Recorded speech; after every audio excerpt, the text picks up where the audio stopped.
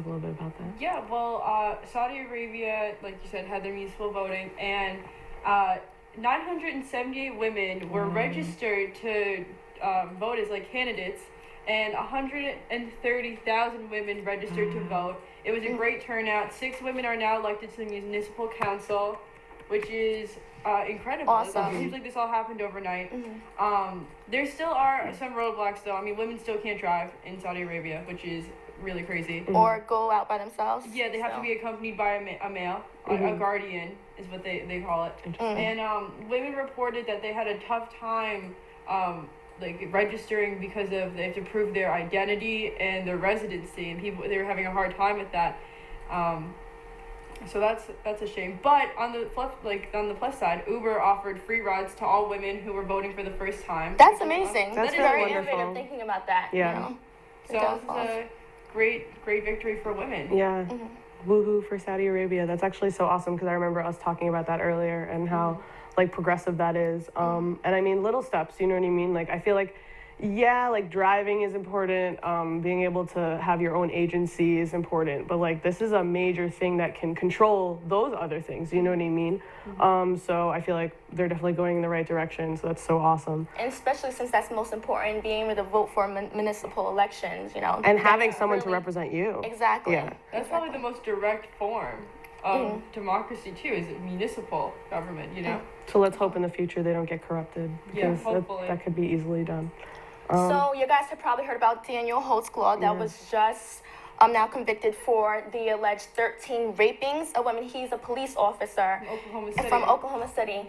How disgusting, how disgusting. And he was charged for 8 rapes out of the 13 for about, I think, 236 years. He was sentenced, right? Sentenced. And he wasn't even found guilty on every rape charge from what I read. Wow. It was just it just so happened the judge was like, I'm just going to give you 236 years even though they didn't find you guilty. Damn. And a lot of people are calling into play his race. Like they're trying to I guess erase his Asian background. I'm not too sure. I saw that on the internet.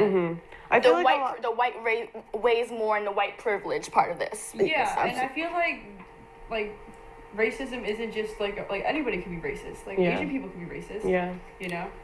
I mean, well, also, like, we have to remember that racism is founded on a system of oppression. So it's not necessarily, like, Asian people can be racist, like, towards white people, I guess. It'd be more of, like, prejudice, so we just have to mind our P's and Q's about that.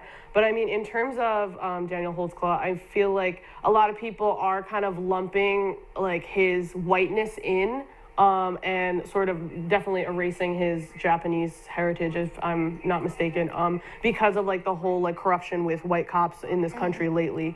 And I feel like, I mean, I don't think it should be about race.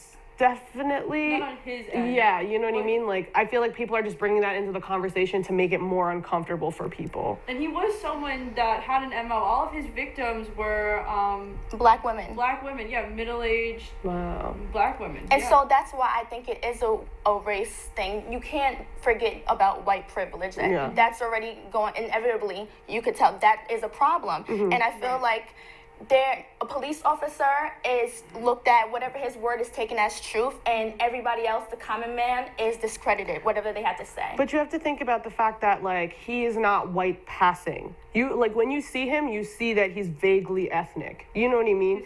I don't even think that counts. Just like if you have a little bit of black in you, it don't count. I mean, no, I feel like if you see him, like, you're gonna have a predetermined idea of his mixedness. Do you know what I mean? As opposed to somebody who is purely white passing. Like, for instance, Halsey, the like new and upcoming music artist, she's like, I'm not sure exactly what mix she is, but I know that she is not 100% white.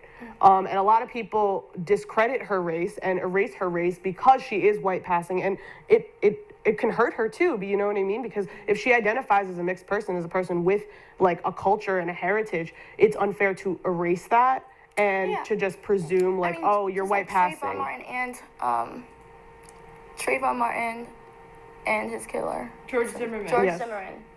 That's why he's still getting in trouble. Right. He's not fully white. He's half Latino, if I'm not mistaken. Oh, wow. So I understand what you're saying. But the thing that really got me with this case is that it wasn't really pushed on mainstream media. You know, it was really ignored. It seemed like they really tried to put it under the rug, which is so disrespectful. This is rape is a serious thing, a serious charge. For it to go unnoticed and not to be talked about on, you know, big news, streaming, you know, TV stations, is kind of insulting. Because rape in general against, like, especially, like, black women, I feel like it's just so underreported and misrepresented in the media. Even reading some of the articles online, they didn't even talk about the woman who actually did get him busted. Was he mostly targeted women in like lower income areas who are drug users or prostitutes. The woman in question, like the last victim that he did, happened to be someone who lived in a like suburban area, who was not a drug user. Was not, she was a grandmother coming home from playing like dominoes or something that night. And I'm not sure where I was going with this, but yeah, no, I think it's crazy that like the first thing that I read about the victims was most of the victims were prostitutes. Something negative. Users. It's crazy. Exactly. But you know, if a teacher is arrested on charges or dies off of charges of because of crack or doing some harsh drug, they'll be like, this nice teacher in this nice neighborhood before anything else just passed away from at a party, you know, at a crack house. But you know, just the way they word things is just like they were like a victim to their addiction or whatever. And I'm just happy he's going to be in jail. After these, it was about 40 hours, over 40 hours of deliberation, 4 days, he was now convicted for his 236 days. So I'm glad. Go rot. Justice prevails today. Well, I mean, also speaking about people who are a little bit wary, right now we're a little bit wary about Aisha Curry because of her recent tweets. A lot